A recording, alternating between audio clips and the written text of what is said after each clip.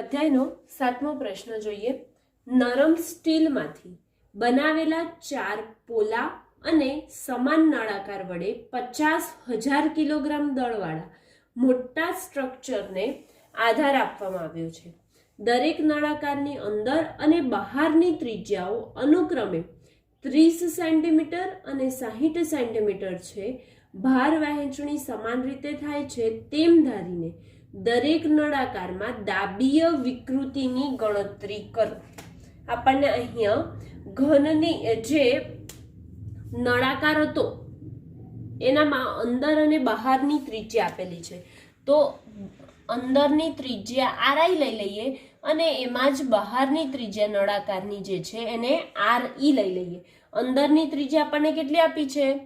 30 centimetre, એનો મતલબ કે 0.3 મીટર આપી છે, બરાબર। અને RE એટલે કે બહારની ત્રિજ્યા આપી છે 60 સેન્ટીમીટર, પણ એને લઈ લઈશું આપણે 0.6 મીટર, કેમ કે બધું આપણે મીટરમાં લઈશું। અને એનું વજન કેટલું આપ્યું છે? 4 નળાકાર છે એમાં વજન કેટલું આપ્યું છે? 50,000 કિલોગ્રામ જેટલું વજન આપ્યું છે, બરાબર। હવે એને દબાવવામાં આવે છે તો એ નળાકાર પર કોઈ બળ લાગ્યું? દબાવવામાં આવ્યો એનો મતલબ કે એનામાં કોઈ દાબીય બળ લગાડવામાં આવ્યું છે। તો આ ચારે નળાકાર પર જે વજન છે એની જગ્યાએ આપણે એક નળાકાર માટે શોધી કાઢીએ, પછી ચારેની આપણે વિકૃતિની ગણતરી કરીશું, બરાબર। તો દરેક એટલે એક નળાકારનું, દરેક નળાકાર પર દાબીય બળ કેટલું થઈ જશે? F ના છેદમાં 4 થશે, જેટલું ટોટલ બળ છે એના ભાગ્યા 4, કેમ કે એવા આપણી પાસે કેટલા નળાકાર હતા? 4 નળાકાર હતા, તો આપણે 4 વડે ભાગી દીધું એટલે એક નળાકારનું બળ મળે। તેથી F ડેશ બરાબર F એટલે કે જે બળ લાગે છે એ કેટલું લાગશે? તો mg જેટલું દાબીય બળ લાગશે નીચે તરફ, માટે mg છેદમાં 4। તેથી F ડેશ બરાબર m કેટલા? વજન કેટલું છે? 50,000, અને એનું ગુરુત્વ પ્રવેગ કેટલું લાગે? તો ગુરુત્વ પ્રવેગ લાગે આપણને 9.8 છેદમાં 4। તેથી F ડેશ આવે 50,000 ગુણ્યા 9.4 ભાગ્યા 4, એટલે કે 122500 ન્યૂટન આપણો F ડેશ એટલે કે એક નળાકારનું આપણને અહીંયા મળી ગયું। હવે શું કરીશું? તો હવે આપણે જે નળાકારનું આપણે જે છે એમાં વિકૃતિ શોધવાની છે, દાબીય વિકૃતિ, બરાબર। તો એના માટે સૂત્ર શું આવે? તો વિકૃતિ માટે સૂત્ર યંગ મોડ્યુલસના સૂત્રનો ઉપયોગ કરવો પડશે, માટે y બરાબર F છેદમાં A ઇન્ટુ એપ્સાઇલોન થાય। વિકૃતિ એટલે આખી એપ્સાઇલોન, કદ સંકોચન શોધવાનું છે, એનામાં દબાણ લાગે છે તો એનું સંકોચન શોધવાનું, એપ્સાઇલોન ઉપર લઈ લઈશું। શું થઈ જશે? એપ્સાઇલોન બરાબર F ના છેદમાં A ગુણ્યા y થાય, ઓકે। હવે A ગુણ્યા y થાય છે તો એના માટે સૌથી પહેલા એપ્સાઇલોન F આપણી પાસે છે એટલે કે નવો જે F આવ્યો એ એક નળાકાર માટેનો, બરાબર। અને એનું ક્ષેત્રફળ શોધવું પડશે, તો ક્ષેત્રફળ આપણી પાસે નથી, તો ડાયરેક્ટ એનામાં કિંમત મૂકીને ક્ષેત્રફળ શોધો, કાં તો પછી અલગથી આપણે ક્ષેત્રફળ શોધી શકાય। તો અલગથી આપણે શોધીએ તો એ બરાબર શું થાય? સૂત્ર પાઈ r નો વર્ગ। પરંતુ આપણો નળાકાર કેવો છે? તો ઇન્ટરનલ અને આઉટર બંને બાજુ છે, અંદર અને બહાર બંને બાજુ છે, એટલે કે પાઇપ જેવો છે, પોલો નળાકાર છે એવું કહી શકાય, બરાબર। તો હવે પોલો નળાકાર હોય તો શું થાય? પાઈ બહારની ત્રિજ્યાનો વર્ગ ઓછા અંદરની ત્રિજ્યાનો વર્ગ, આવું થશે, બરાબર। તો RE નો વર્ગ ઓછા RI નો વર્ગ, પાઈ એટલે 3.14, RE કેટલા છે? 0.6, 0.6 એટલે કે એનો વર્ગ કરીશું તો કેટલું થઈ જાય? 0.36 ઓછા RI એટલે 0.3 છે, એનો વર્ગ કરીએ કેટલું થઈ જશે? 0.09, ગુણાકાર કરો, ચલો જવાબ શું આવે છે? 0.36 ઓછા 0.09 એટલે કે 0.27 ગુણ્યા 0.27 ગુણ્યા 3.14 જવાબ આવે છે ગુણાકાર કરીએ તો 0.8478 મીટર સ્ક્વેર. હવે ડાયરેક્ટ કિંમત મુકાશે, બરાબર. તેથી દાબીય વિકૃતિ એપ્સાઇલોન બરાબર શું થઈ જશે? એફ ડેશ કેટલા છે? 122500 અપોન ક્ષેત્રફળ 0.8478 ઇન્ટુ વાય એટલે કયું આવશે? તો સ્ટીલનો નળાકાર આપેલો છે, તો સ્ટીલના નળાકારનું યંગ મોડ્યુલસ કેટલું લખીએ? 2 × 10⁻11, બરાબર. તો આપણે શું કર્યું? 2 × 10⁻11.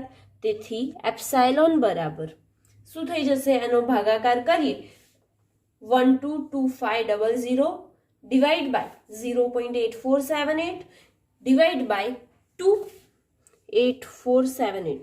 હા, તો શું થઈ જશે? 72245.8 ઇન્ટુ 10⁻11 આવે. હવે -11 છે તો આપણે કેટલી ઘાત આગળ ખસેડીશું? 1 2 3 4 ઘાત આગળ ખસાઈએ એટલે કેટલું થઈ જશે? 7.224 ઇન્ટુ 10⁻, કેટલી આગળ ખસાઈ? 4 ઘાત ખસાઈ, માટે -7 ઘાત આવી. અને વિકૃતિનો એકમ આવે કે ના આવે? ના, વિકૃતિનો એકમ આવતો નથી. માટે આપણે શું લખીએ છીએ? 7.224 × 10⁻7. અને જો હજી એક ઘાત ખસાવી લેવી હોય ને તમારે લખવું હોય તો પણ લખી શકો કે 0.722 ઇન્ટુ 10⁻6. હજી એક ઘાત આગળ ખસાઈ એટલે કે એક ઘાતમાં હજી વધારો થયો, બરાબર.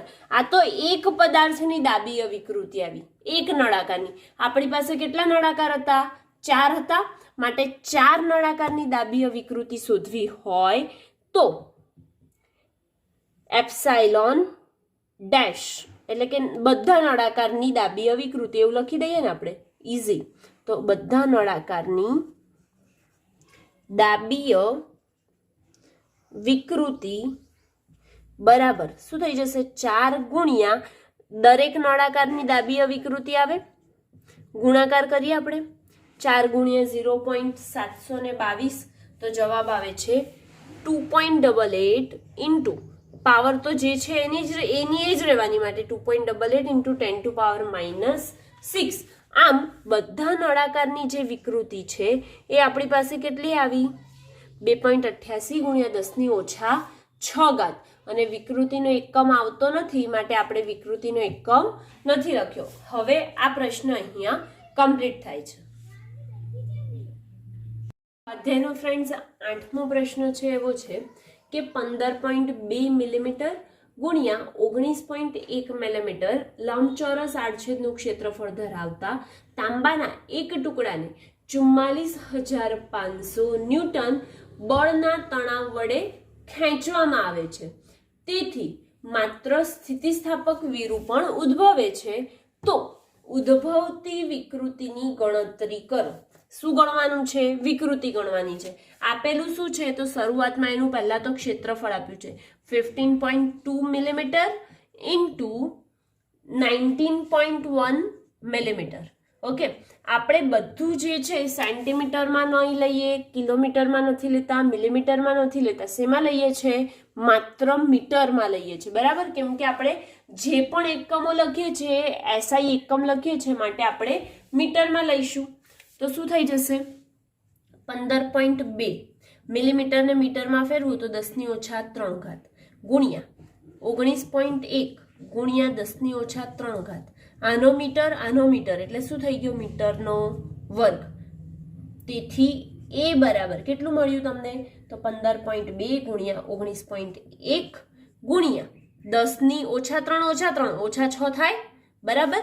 તો -6 મીટરનો વર્ગ આવ્યો. ત્યારબાદ આપણને શું આપેલું છે? તો હજી અહીંયા આપણને આપ્યું છે કે ટુકડા પર કેટલું બળ લગાડવામાં આવે છે? તો બળ 44,500 ન્યૂટન જેટલું બળ લગાડવામાં આવે છે. 44,500 ન્યૂટન બળ છે. તો તે પદાર્થ સ્થિતિસ્થાપક વિરૂપણ ઉદ્ભવે છે, તે માટે વિકૃતિની ગણતરી કરો. હવે આ જે પદાર્થ છે શેનો છે? તાંબાનું છે, બરાબર.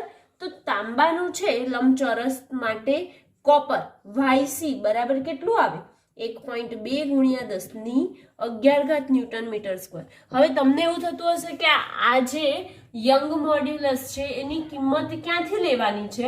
તો આપણી ટેક્સ્ટ બુકમાં જે કોષ્ટક આપેલું છે ને એમાં આ યંગ મોડ્યુલસ, બલ્ક મોડ્યુલસ અને શિયરિંગ મોડ્યુલસ આ ત્રણેયની કિંમતો આપણને આપી દીધી છે. ઓકે, હવે આપણે શરૂઆત કરીએ.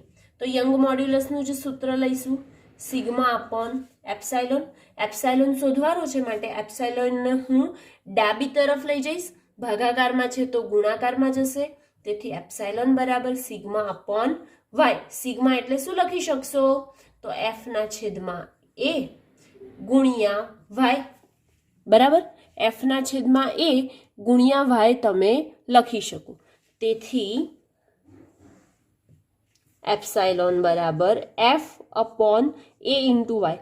જો અહીંયા લાસ્ટમાં ના વંચાતું હોય તો અહીંયા એક્સ્ટ્રા લખી જ કાઢ્યું છે આપણે સૂત્ર, બરાબર. હવે એફ કેટલું છે?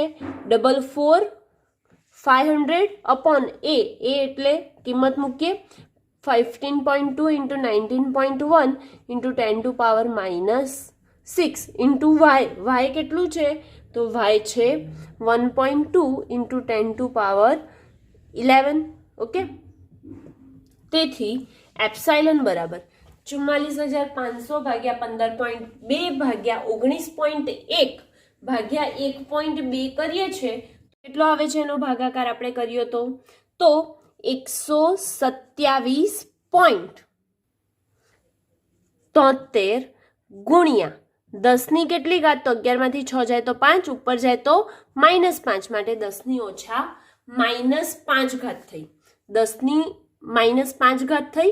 હવે મારે આને આગળ આ ઘાત આગળ લઈ જવી છે, બરાબર.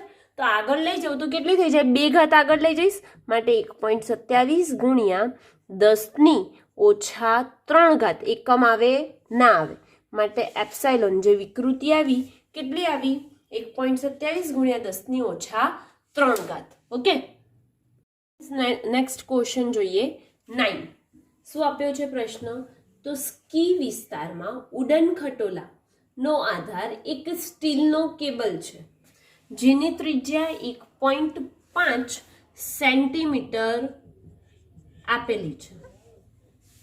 જો મહત્તમ પ્રતિબળ સિગ્મા 10⁸ ન્યૂટન પર મીટર સ્ક્વેર હોય તો તે વધારી શકાતું નથી, એટલે કે એનાથી વધારે આપણે પ્રતિબળ વધારી શકતા નથી. તો તે માટે આપણે કેબલ કેટલા મહત્તમ ભારને આધાર આપી શકે, એટલે કે મહત્તમ કેટલું ભાર લગાવી શકે એ આપણને શોધવાનું છે. મહત્તમ ભાર કેટલું લગાવી શકે, એટલે કે એને મહત્તમ ખેંચી કેટલું શકીએ, કેટલું ખેંચાણ બળ લગાડી શકીએ એ આપણે અહીંયા શોધીશું. ઓકે, તો આર બરાબર શું આપેલું છે? 1.5 સેન્ટીમીટર. સિગ્મા એમ બરાબર શું છે? 10⁸ ન્યૂટન પર મીટર સ્ક્વેર. અને એફએમ બરાબર છે એ આપણે શોધવાનું છે, એટલે કે જે વજન લટકાડેલું છે એ આપણે શોધીશું. તો સિમ્પલ વસ્તુ છે કે આર આપ્યું છે, સિગ્મા છે, એફ છે. તો આપણે સૂત્ર કોનું લઈશું? પ્રતિબળનું જ. માટે સિગ્મા બરાબર એફ ના છેદમાં એ થાય પુનઃસ્થાપક બળ છેદમાં ક્ષેત્રફળ. તો હવે સિગ્મા પણ કેવું આપેલું છે? મેક્સિમમ. માટે સિગ્મા એમ અને અહીંયા એફએમ. તો સિગ્મા એમ છે, એફએમ નથી, માટે એફએમ ને એની જગ્યા પર રાખીએ તો શું થશે? એફએમ બરાબર સિગ્મા એમ ઇન્ટુ એ. એમાં આપણે πr² મૂકીશું, πr² મૂક્યું. પરંતુ એક વસ્તુ હજી કે 1.5 સેન્ટીમીટર આપ્યું છે ને, તો સેન્ટીમીટરને આપણે શેમાં ફેરવવા પડશે? મીટરમાં. એટલે કે 1.5 ગુણ્યા 10⁻² ઘાત મીટર થાય. તો સિગ્મા એમ લખીએ 10⁸. પાઈ કેટલું છે? 3.14. આર કેટલું છે? તો 1.5 ગુણ્યા 10⁻² ઘાત આખાનો વર્ગ અહીંયા આપેલું છે. હવે ગુણાકાર કરીએ તો 3.14 ગુણ્યા 1.5 ગુણ્યા 1.5, તો જવાબ આવે છે 7.065 ઇન્ટુ 8 છે ઓલરેડી અને 2 ગુણ્યા 2 એટલે -4 થાય તો 8 ઓછા 4 કેટલા થઈ જાય 10⁻⁻4 આ શું આવ્યું મહત્તમ બળ એટલે કે જે રોપવે હતું એના ઉપર આપણે મહત્તમ પ્રતિબળ આટલું લગાવીએ ત્યારે પ્રતિબળ આટલું છે તો આનાથી વધારે પ્રતિબળ લગાવીશું તો એ શું થઈ જશે તૂટી જશે એટલે કે આટલું જ લગાવી શકીએ છે અને બળનો એકમ શું આવે તો ન્યૂટન આવે માટે FM બરાબર 7.065 × 10⁻⁻4 ન્યૂટન આવે અને એની સાથે આ પ્રશ્ન અહીંયા કમ્પ્લીટ થાય છે ફ્રેન્ડ્સ સ્વાધ્યાયનો 10મો પ્રશ્ન છે 2 મીટર લંબાઈના 3 તાર વડે 15 કિલોગ્રામ દળના દ્રઢ સળિયાને સમાન રીતે લટકાવેલ છે 3 પૈકી છેડાના 2 તાર તાંબાના અને વચ્ચેનો તાર લોખંડનો છે જો ત્રણેય તાર સમાન તણાવ અનુભવતા હોય તો તેમના વ્યાસના ગુણોત્તર શોધો આપણને અહીંયા 2 મીટર લંબાઈના 3 તાર છે એ ત્રણેય તાર પર સમાન દળ લગાડેલું છે જે છે 1.5 કિલોગ્રામ છે બરાબર અને એ સમાન દળ લગાડેલું છે એનો મતલબ એ થયો કે એનામાં જે બળ લાગે છે એ પણ કેવું હશે સમાન હશે કેમ કે ત્રણેય સમાન તાર છે માટે અને આ ત્રણેય તાર સમાન તણાવ અનુભવતા હોય તો વ્યાસનો ગુણોત્તર શોધવાનો છે એનો મતલબ કે જે એના ઉપર વ્યાસ લાગે છે એ આપણે તાંબા અને લોખંડના તારના ટુકડા પર શોધવાનો છે તો અહીં આપણે પહેલા ધારી લઈએ કે ધારો કે તાંબાના અને લોખંડના ટુકડાઓ ના તારનો ક્ષેત્રફળ ACU અને AFE છે ઓકે હવે જો ACU અને AFE હોય તો આપણે શું ધારી શકીએ વ્યાસ જે છે તો વ્યાસ એ ધારો કે કેટલો ધારી શકીએ તો DCU અને DFE છે ઓકે હવે DCU અને DFE તમે ધારી લીધું પણ એ પછી એ બરાબર શું થઈ જાય છે પાઈ r નો વર્ગ થાય ક્ષેત્રફળ બરાબર પાઈ r નો વર્ગ થાય વર્તુળનું ક્ષેત્રફળ હોય તો વર્તુળનું ક્ષેત્રફળ પાઈ r નો વર્ગ થાય પરંતુ આપણે શેનો ગુણોત્તર શોધવાનો છે તેમના વ્યાસનો ગુણોત્તર શોધવાનો છે તો હવે વ્યાસનો ગુણોત્તર શોધવાનો હોય તો શું કરીશું તો સૌથી પહેલા એ બરાબર આપણે જાણીએ કે r બરાબર d/2 થાય બરાબર તો d ની કિંમત મૂકી દઈએ માટે પાઈ d²/4 થઈ જશે કેમ કે વર્ગ હતો માટે ઓકે હવે આગળ આપણે નેક્સ્ટ કરીએ તો CU માટે એટલે કે કોપર માટે ACU આવશે કેટલું આવી જશે પાઈ d²CU/4 અને AFE એટલે કે આયન માટે શું આવશે AFE બરાબર પાઈ d²FE/4 બરાબર હવે આ બંનેનો આપણે ગુણોત્તર શોધવાનો છે તેથી ACU/AFE બરાબર પાઈ d²CU/4 અને પાઈ d²FE/4 તો પાઈ પાઈ કેન્સલ 4 4 કેન્સલ બચ્યું શું આપણી પાસે તો ACU/AFE બરાબર બચે છે d²CU/d²FE બચ્યું હવે આ જે બચે છે એને હું ધારો કે સમીકરણ નંબર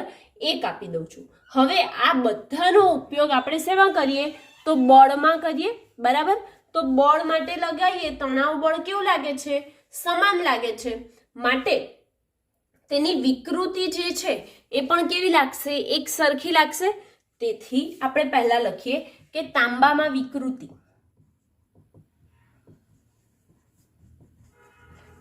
એપ્સાઇલોન બરાબર શું થઈ જશે F/ACU ગુણ્યા YCU થશે કેમ કે આપણે યંગ મોડ્યુલસનું સૂત્ર ખબર છે y બરાબર F/A ગુણ્યા એપ્સાઇલોન માટે વિકૃતિ શોધી કાઢી. તાંબામાં વિકૃતિ એપ્સાયલોન બરાબર ACU ઇન્ટુ YCU આવે. એવી જ રીતે બીજો કયો તાર છે આપણો? લોખંડનો તાર છે, માટે લોખંડમાં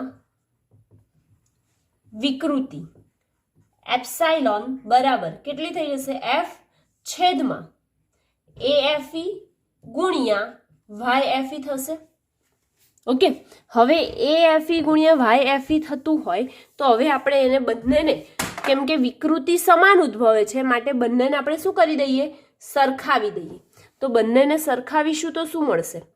તો F છેદમાં ACU ગુણ્યા YCU બરાબર F છેદમાં AFE ગુણ્યા YFE. કેમ એવું કર્યું? કેમ કે તેમનામાં સમાન તણાવ બળ ઉદ્ભવે છે, તેના કારણે તેનામાં જે વિકૃતિ છે એ પણ કેવી ઉદ્ભવશે? એક સરખી, એક સમાન ઉદ્ભવશે. તેથી FF સામસામેથી કેન્સલ. તો શું બચ્યું આપણી પાસે?